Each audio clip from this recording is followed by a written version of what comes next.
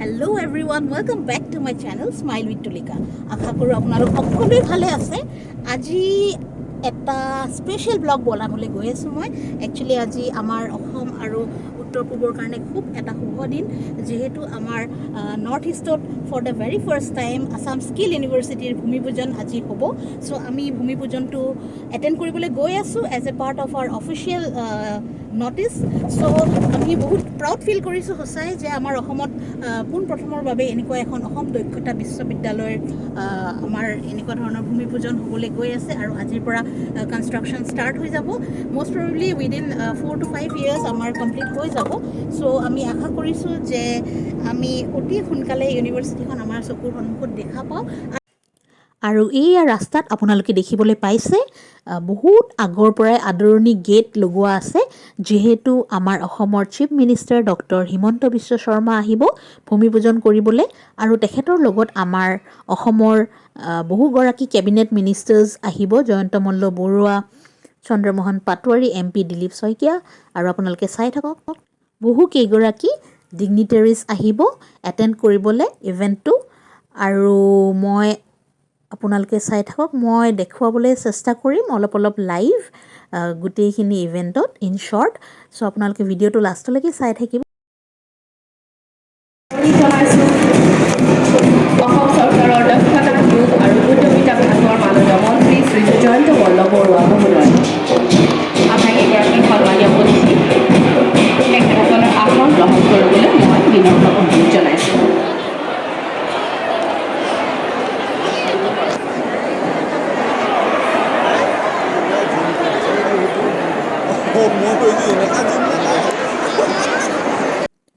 এয়া আপোনালোকক পৰিৱেশটো অলপ দেখুৱাই দিছোঁ, অডিয়েঞ্চ দেখুৱাই দিছোঁ। যদি মোৰ ভিডিঅ'টো চাই ভাল লাগে কাইণ্ডলি মোৰ চেনেল স্মাইল উইথ তুলিকাক ছাবস্ক্ৰাইব কৰি দিব আৰু শ্বেয়াৰ কৰিব নাপাহৰিব। জাতীয় সংগীতৰ বাবে সকলোকে থিয় হ'বলৈ মই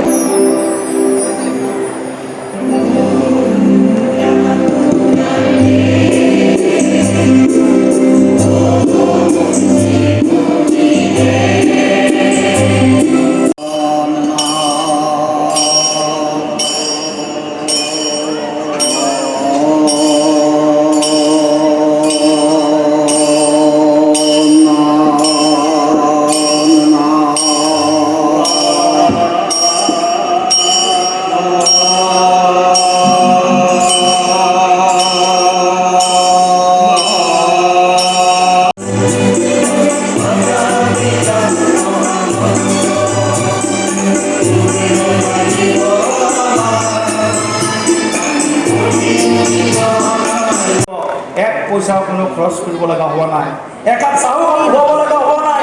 সম্পূৰ্ণ মেধাৰ ভিত্তিত অসমৰ ইতিহাসত প্ৰথমবাৰৰ বাবে এনেধৰণৰ নোহোৱা নোপোজা ঘটনা সংঘটিত হৈছে। গতিকে মই বহুত দীঘলীয়াকৈ কোৱাৰ আৱশ্যকতা নাই। মুখ্যমন্ত্ৰী ডাঙৰীয়াৰ দৰঙৰ প্ৰতি এক বিশেষ মৰম আছে, বিশেষ দৰদ আছে, বিশেষ চেনেহ আছে। গতিকে মুখ্যমন্ত্ৰী ডাঙৰীয়াক মই ধন্যবাদ জ্ঞাপন কৰিছোঁ। আজি কিছুদিন পূৰ্বে মুখ্যমন্ত্ৰী ডাঙৰীয়াই তাৰে ভিতৰত এখন মেডিকেল কলেজ যাতে দৰং জিলাত মুখ্যমন্ত্ৰী মহোদয়ে প্ৰতিষ্ঠা কৰে তাৰ বাবে আজি মই তেখেতৰ ওচৰত বিনম্ৰতাৰে আহ্বান জনাইছোঁ। আৰু বিশেষ নকওঁ, মই মুখ্যমন্ত্ৰী আৰু আমাৰ বিশেষকৈ স্কিল ডেভেলপমেণ্ট মিনিষ্টাৰ আৰু আমাৰ গাৰ্জেন মিনিষ্টাৰ, আগৰ আমাৰ skill development minister Chandramohan Patowary ডাঙৰীয়া, জয়ন্ত মল্ল বৰুৱা ডাঙৰীয়াক বিশেষভাৱে মই আজি ধন্যবাদ দিছোঁ। এই কনচেপ্ট যিখন বিশ্ববিদ্যালয়ে আজি আমাৰ সকলোৰে সপোন, সকলোৰে আশা বোলাক পুহি ৰাখিছে। গতিকে এই বিশ্ববিদ্যালয়খনক অনাগত দিনত দৰং জিলাৰ লগতে অসম, উত্তৰ পূৰ্বাঞ্চল, ভাৰতবৰ্ষৰ বিশ্বৰ বিভিন্ন প্ৰান্তৰ পৰা ল'ৰা ছোৱালী আহি ইয়াত শিক্ষা গ্ৰহণ কৰি ইয়াৰ পৰা দীক্ষিত হৈ তেওঁলোকে কৰ্ম সংস্থাপনমুখী হ'ব, এই আশাৰে মই তেখেতক পুনৰবাৰ ধন্যবাদ জ্ঞাপন কৰিছোঁ তেখেতসকলক। আৰু এটা অনুৰোধ কৰিছোঁ, যিহেতু অসম বিশ্ববিদ্যালয় বিষয়াসকল আৰু আজিৰ সভাত উপস্থিত থকা মোৰ অতিকৈ শ্ৰদ্ধাৰ ৰাইজ, আই মাতৃসকল আৰু সতীৰ্থ বন্ধু বান্ধৱীসকল, আজি দৰং জিলাৰ কাৰণে এটা ভাল দিন, শুভ দিন যে দৰং জিলাখনত আজি আমাৰ স্কিল ইউনিভাৰ্চিটিৰ মাননীয় মুখ্যমন্ত্ৰী ডাঙৰীয়াই ভূমি পূজন কৰিলে। আৰু ভূমি পূজন কৰাৰ পিছতেই আমাৰ এই স্কিল ইউনিভাৰ্চিটিখনৰ কাম আৰম্ভ হ'ব। আৰু এই ইউনিভাৰ্চিটিখনত মঙলদৈ অঞ্চলৰ বিভিন্ন প্ৰান্তৰ পৰা অহা আই মাতৃসকল, যুৱক যুৱতীসকল তথা বিভিন্ন শিক্ষানুষ্ঠানৰ মুৰব্বীসকল জয় জয়তে আপোনালোক আটাইলৈকে মনোৰম প্ৰাকৃতিক সৌন্দৰ্যৰে ভৰপূৰ ভাৰতৰ উত্তৰ পূৰ্বাঞ্চলৰ অন্যতম ৰাজ্য অসম। অসমৰ মানুহৰ মাজত প্ৰতিভাৰ অভাৱ নাই। সেই প্ৰতিভা অত্যাধুনিক শিক্ষানুষ্ঠানৰ বাকৰিত প্ৰকৃত দক্ষতা বিকাশৰ প্ৰশিক্ষণেৰে দক্ষ মানৱ সম্পদ সৃষ্টিৰ ক্ষেত্ৰতহে আছিল কিছু অভাৱ। ভাৰতৰ মাননীয় প্ৰধানমন্ত্ৰী শ্ৰীযুত নৰেন্দ্ৰ মোদী ডাঙৰীয়াই যুৱ প্ৰজন্মৰ দক্ষতা বিকাশৰ বাবে স্থিৰ কৰিছে দৃঢ় লক্ষ্য। आज देश एक बार फिर स्किल को सम्मान दे रहा है, स्किल डेवलपमेंट पर भी उतना ही जोर दे रहा है। প্ৰধানমন্ত্ৰী ডাঙৰীয়াৰ সেই লক্ষ্য কাৰ্যকৰী কৰি তুলিবলৈ অসমক সবল নেতৃত্বৰে আগুৱাই নিয়া মাননীয় মুখ্যমন্ত্ৰী ডক্টৰ হিমন্ত বিশ্ব শৰ্মা ডাঙৰীয়াই অহোপুৰুষাৰ্থ প্ৰচেষ্টা অব্যাহত ৰাখিছে। বিভিন্ন কোম্পানীৰ লগত আমি এগ্ৰিমেণ্ট বিজ্ঞানসন্মত আৰু পৰিৱেশ ভাৰসাম্য সকলো সুবিধাৰে সংলগ্ন হ'ব এই বিশ্ববিদ্যালয়ৰ চৌহদ, য'ত থাকিব administrative building, academic building, faculty and student hostel, guest house, community centre আদি। এই বিশ্ববিদ্যালয়ত দক্ষতাৰ বিভিন্ন প্ৰশিক্ষণসমূহ 9টা বিশেষ বিভাগৰ মাধ্যমেৰে প্ৰদান কৰা হ'ব। সেইসমূহ হ'ল school of tourism, hospitality and wellness, school of mobility, school of sustainability, school of design and creativity, school of agriculture and food technology, school of technology, school of manufacturing and construction, school of management and finance আৰু school of health care. এই বিশ্ববিদ্যালয়ত অত্যাধুনিক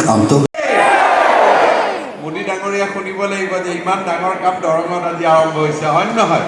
সেইকাৰণে মোৰ লগত ক'ব আকৌ এবাৰ, ভাৰত মাতা কি! এতিয়া ভাল লাগিছে।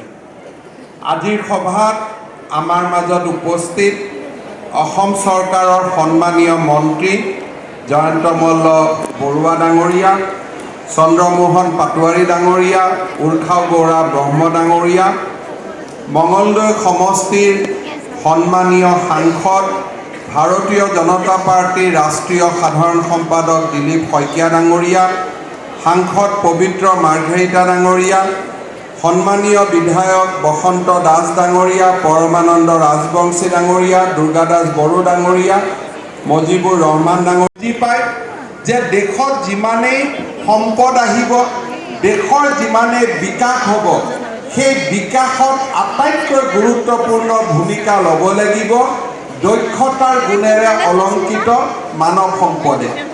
2014 চনৰ আগলৈকে আমি সাধাৰণ শিক্ষাৰ ওপৰত গুৰুত্ব দিছিলোঁ। মানুহে গ্ৰেজুৱেট হৈছিলে, পোষ্ট গ্ৰেজুৱেট হৈছিলে, তাৰপিছত চৰকাৰক প্ৰশ্ন কৰিছিলে যে এতিয়া কৰ্মসংস্থাপন ক'ত?